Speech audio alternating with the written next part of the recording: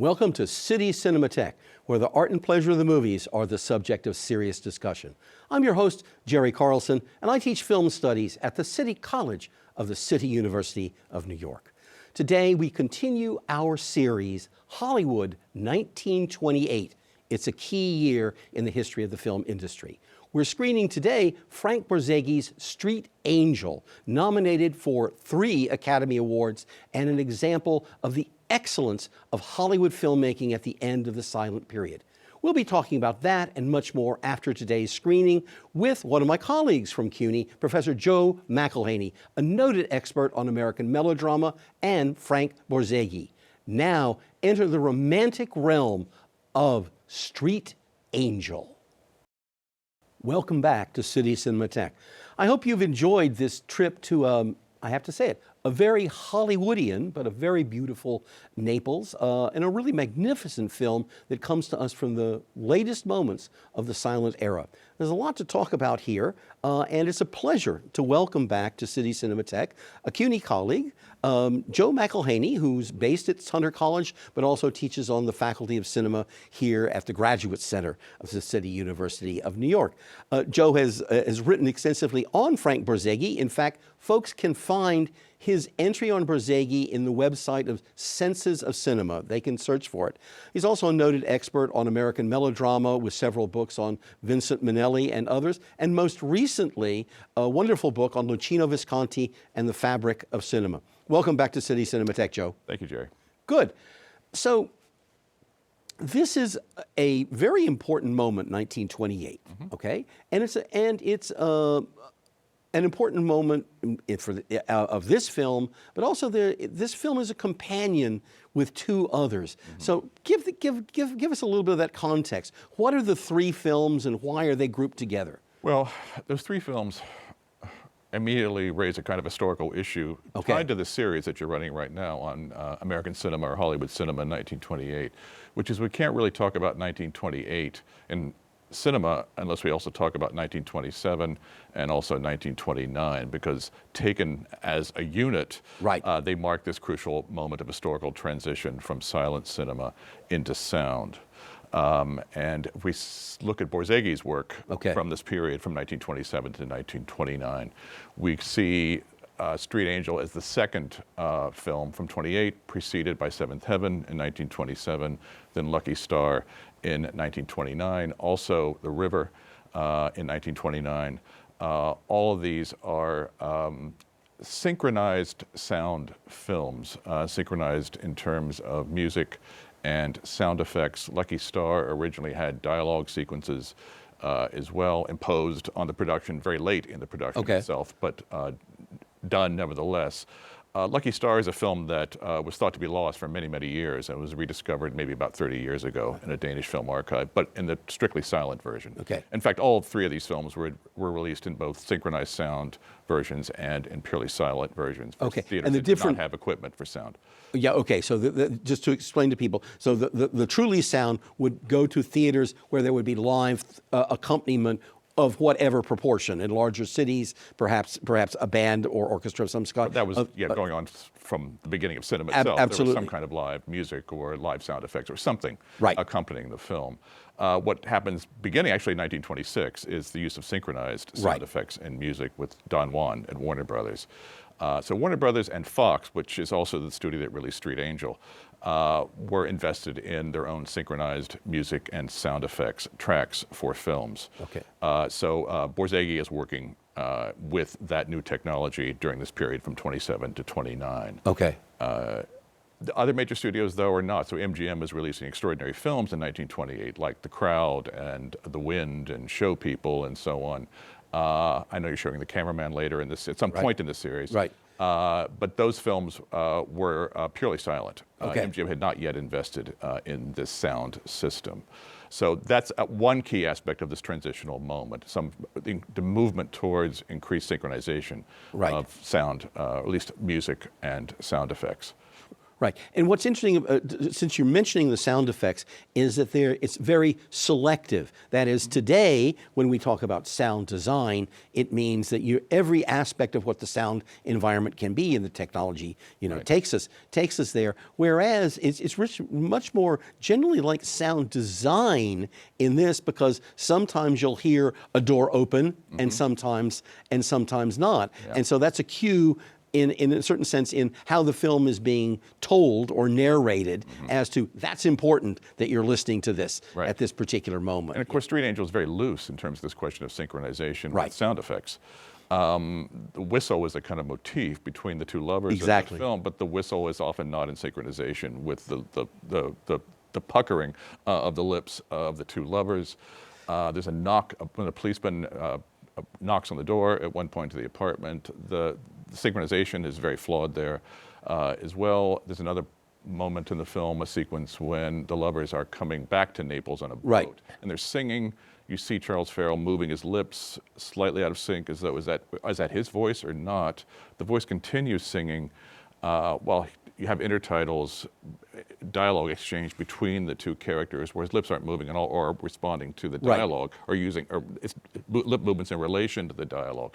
So the synchronization is very loose. If you have a fetish for synchronization, you might be bothered by the film. I think, though, we could argue that it's a kind of poetic use of these sound effects floating across the soundtrack, and a way of thinking about sound, not purely in terms of the mechanics of synchronization. Well, and I want to just pick up on the word you just used, poetic, just for a second, and say this is a very poetic film. I mean, this is about as far away from a neo-realist portrayal of, say, Naples as you could get, and so there's a kind of stylistic license across the film, because the film is in many ways, I would say, even dreamlike.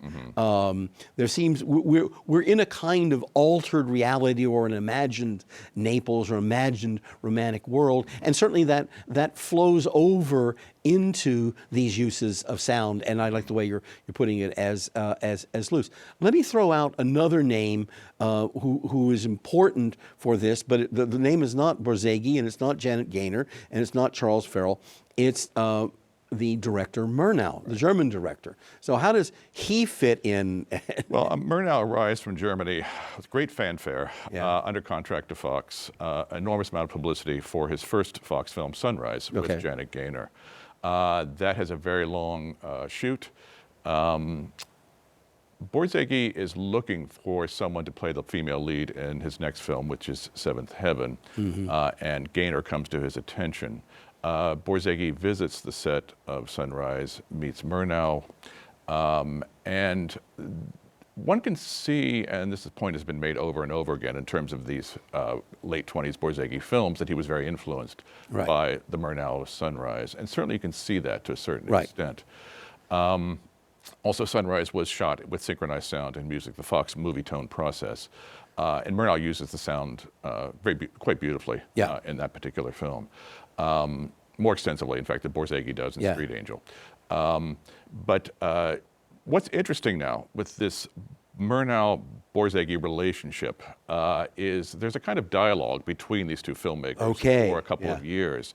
And Murnau saw Seventh Heaven and admired it a great deal and said he wished he had made it.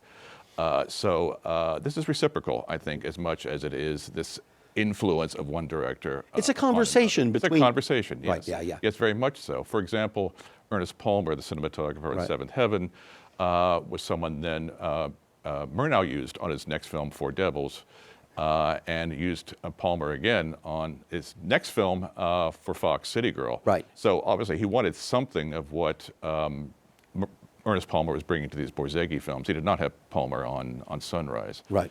Moreover, the actors they're sharing these actors. Now, I know they're under contract to Fox, but they are sharing them. They are responding to what specific qualities these actors have. So Janet Gaynor is in Sunrise. She then goes to Seventh Heaven. I already mentioned that Sunrise was a long shoot. So towards the end of the Sunrise shoot, she's going back and forth between Seventh Heaven and Sunrise, and then continues working on Seventh Heaven, which opens before Sunrise. Then she goes to Murnau with Four Devils in 28, then comes back to Borzage with Street Angel, and Sunrise. Charles Farrell works for Borzage solo on The River with Mary Duncan as his leading lady, then goes and works for Murnau and City Girl with Mary Duncan once again. And then Charles Farrell goes on and works with Borzage on some early sound films like Lilium and After Tomorrow. So in terms of dialogue and conversations, these actors, you might say, are also a type of conversation. Yeah, there really is. I mean, they're all working at Fox, but there's something, there's almost like a community inside that, in which we have a whole set of, I mean, we would later talk about all the people who work with Bergman over, film after film, in terms of that. And so for this limited period of time, that same kind of thing is happening here. And there's this broader conversation that's going on among actors, among technicians who are working across films and with one another, and in a certain sense, listening to the conversation between two powerful and really interesting and mutually admiring directors. Right. I mean, so much has been made of the first of Street Angel being heavily influenced by Murnau, or the Murnau of Sunrise. I think you see that most evidently in the first section of the film and then the final section of it. In fact, one of the things that's interesting about that first section of the film in Naples is you think this is going to be the style of the entire film, and it's not. It's important for the first section of it, which is about 15 minutes long. Then the second section of it, we leave Naples entirely. Right. And things change. It's mainly outdoors in bright sunlight. It's location shooting. It's not Naples, obviously. It's Catalina Islands in Southern California, duplicating or doing an imitation, a forgery, you might say, and forgery is very important to the project, of Naples, of southern Italy.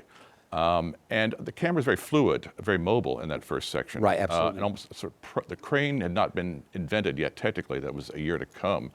But Borzage and Palma are really pushing the technology, and there are a number of proto-crane shots in that opening section. The camera is almost constantly mobile. And you see the stylized use of sets, of the use of fog and mist in that opening. All this looks very Germanic, even though the film is set in Italy, and very Murnau-like in particular. But then there's that break comes, and once we're outdoors, the camera stops moving or moves very little. It becomes very open air, much freer and comic in its tone and in its register. And then it goes back to Naples. But the first return to Naples, camera movement is still rather modest in comparison to that first section. And not, I would say, until the fourth section of the film does that mobility, that fog-enshrouded, heavy, fatalistic atmosphere begin to dominate once again. So the first section and the fourth section rhyme with each other in a way visually. Very much so. And, again, Naples, the urban chaos of Naples, but it's also frequently associated with how sunny Italy and the vibrancy in this. And it's worth noting that the play from which this is derived is actually set in London. Right. And there's a strange way in which those first and fourth sections, although they're in Naples in the film, they're really evocative of foggy London and of Jack the Ripper and a kind of Gothic, dark London. Not what we. And this is Borzage creating his own Naples for his purposes in the film. Yeah, it's interesting. The play, as you said, is set in London and England. Right. It's called The Lady Crystallina. Yeah. And it was not a success on Broadway. It only ran for 24 performances. The leads were Fay Bainter and Leslie Howard, who later worked with Borzage. But if you look at the newspaper ads for Broadway shows in December of 1922, which I frequently do. Yes, you will see ads on Broadway for a play called Seventh Heaven, which had just opened, and was very successful and ran for over 700 performances. That play is set in Paris, as the film is. You also see a play, another very successful play, not as successful as Seventh Heaven, but successful, called Secrets, which Borzage filmed in 1924 and then again in 1933. Now, this play was written by Monckton Hoff, who was an Irish playwright. Okay. I think it's pronounced Hoff. I'll go German, for it. We'll say Hoff. He worked also in the 1930s and early 40s as a screenwriter. Okay. co-screenwriter, uncredited screenwriter on a number of films in Hollywood and also in England. And he wrote, perhaps his most notable achievement in terms of cinema is he wrote the story that fell into the hands of Preston Sturges that then became The Lady Eve. Oh, well. And the reason I bring up The Lady Eve, of course, it's a classic of screwball comedy, but I don't know The Lady Crystalinda. I wasn't able to find a copy of it in relation to this interview today, this discussion today. But the reviews I've read of it referred to it being a satire and a comedy. And the New York Times theater critic referred to the play as equal parts satire and equal parts reverent. And he said it was particularly reverent towards all religions. Beyond that, I wasn't quite sure what was going on here. But satire is not a word that would come to mind. Certainly not the first or even the last word that would come to mind with Street Angel. So there is a significant overhaul. The play was divided into 4 acts, and the film, you could also say, perhaps divides into 4 acts. But the whole description of the structure of the play seems quite different. Well, apart from structure, just spatially, this is not something. If we had not brought up the fact that that of course, you know, Hollywood is always using intellectual property from other media, et cetera, I don't think a spectator would infer that this had been taken from a stage play, because the film is not, in that word, stagey at all. It's fluidly cinematic. Right. So, I mean, but Borzage did a lot of adaptations of plays during this period, but usually significantly opening up. But a lot of directors did this. A lot of films were adapted from plays then. But there is this, obviously, this fluidity to this film, as there is to Seventh Heaven. Right. Lucky Star is not adapted from a play, so it doesn't face those particular kinds of challenges. But in terms of the play, the source material here, the changes are interesting because the painter character, his last name is Martini in the play. It was still an Italian name. I'm not sure what the reason for that is in the play. He becomes a successful painter. And there's a very melodramatic, it sounds like, sequence or scene in the play in which his father comes to the character of Cristalina in the play, Angela in the film, and says, "You must give up my son because he will not become a successful painter with you around." She's, by the way, the character does not run away to the circus as she does in the film. She is part of that circus. She's an equestrian, and her family. It's her family that's been doing this for many years. It's a family tradition. So that runaway, that whole opening of the film of Street Angel has nothing to do with the play at all. So you've got a much more dramatic, deeply romantic idea at work in the film, which is to say, as soon as he loses Angela, as soon as she disappears from his life and he doesn't know why, he can't paint any longer. So she's his key source of inspiration here. And you know, that painting is fascinating, the different functions it assumes. It's the only painting we see him do in the entire film. The only result of his artistry. And her response to it over the course of the film is also really interesting. Well, let's talk a little bit about her journey and Janet Gaynor's, performance, because on the one hand, this is a film in which we can, admire its creation of its story world. We can admire the fluidity of the camera, but we really are. She is the protagonist. I mean, there is a romantic couple, but she's at the center of it. So, what do you see that Borzage has achieved with her, and kind of her journey and her performance? Well, the journey she undertakes, because she doesn't, he's not taken away from her in the same way that he is taken away from her through her decision under pressure from the father to give him up. So a couple of things here. One is the setting changed from England to Italy to Naples is of interest. Presumably a much more romantic European atmosphere than England. Also, Seventh Heaven had been so successful that the Paris setting was most likely thought to be central to this. And so, well, we can't do it in Paris again. How about Italy? How about Naples? And also, California locations can perhaps easily match southern Italy. And the intertitle at the beginning of the film was so interesting. It says Naples, announces the location, and then there's a reference to Vesuvius hovering in the background, the implication being that at any moment Vesuvius could erupt, but the people are going about their lives anyway, perhaps unaware or at least accepting of the fact that life is fragile. We can't control certain things. So you've got a note of stoic fatalism introduced right away in the film.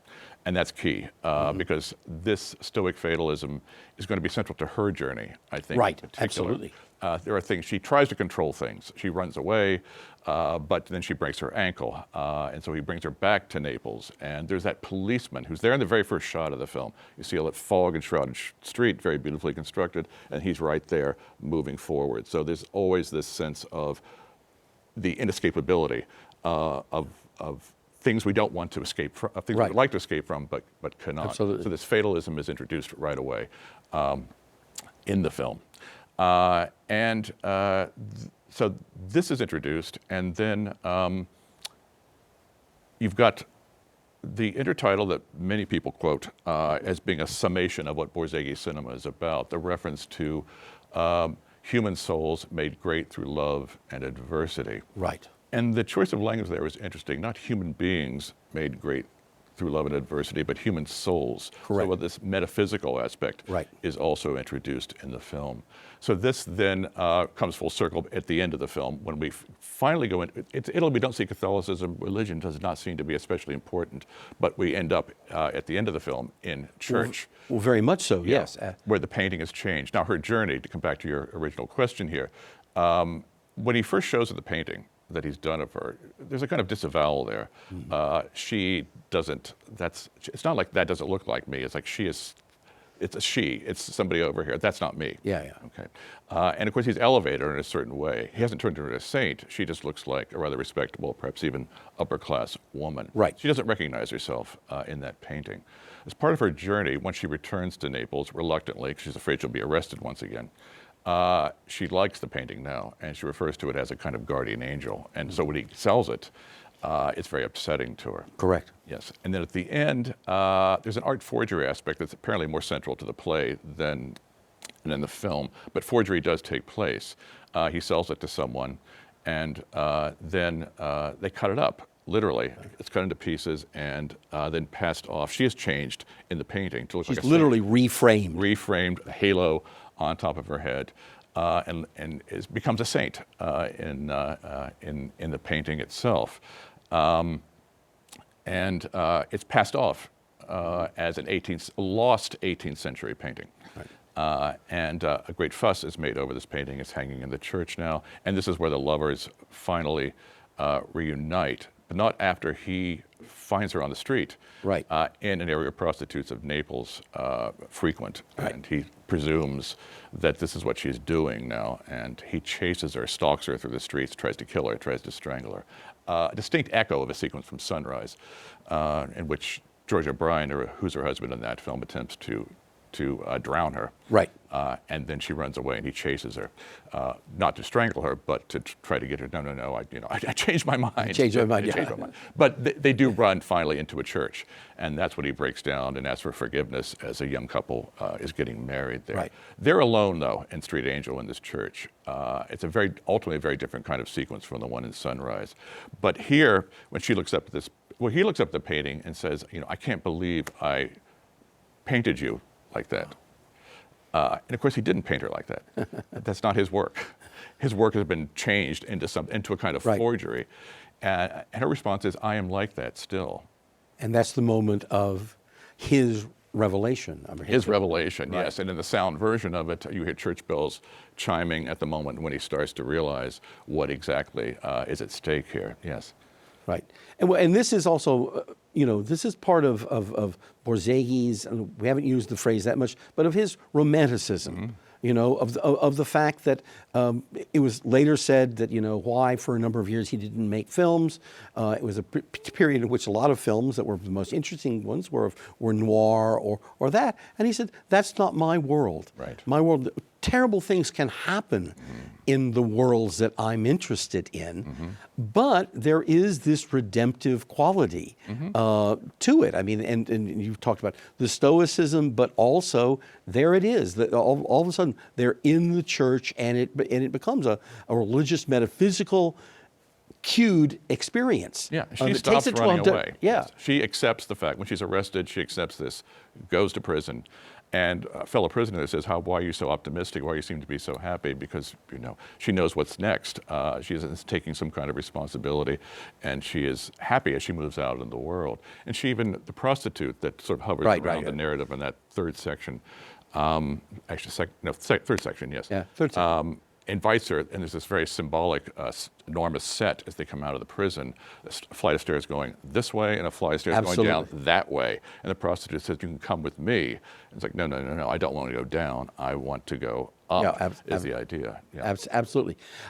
We can go neither down nor up anymore because we've just run out of our time to be chatting about this. Though I think it's a good place to end, because it suggests that this is a very important film at a very important moment in which Hollywood has its complete act together in the art of the silent film, and now it must change. But this represents that kind of peak of the art of visual storytelling in Hollywood and global cinema at that moment. If you liked our discussion here about this film, please look for us again on CUNY TV. And how do you find out about us? Go to our website, www.tv.cuny.edu. Also, you're going to find our app there, the CUNY TV app. Please get the CUNY TV app so you can stream anywhere.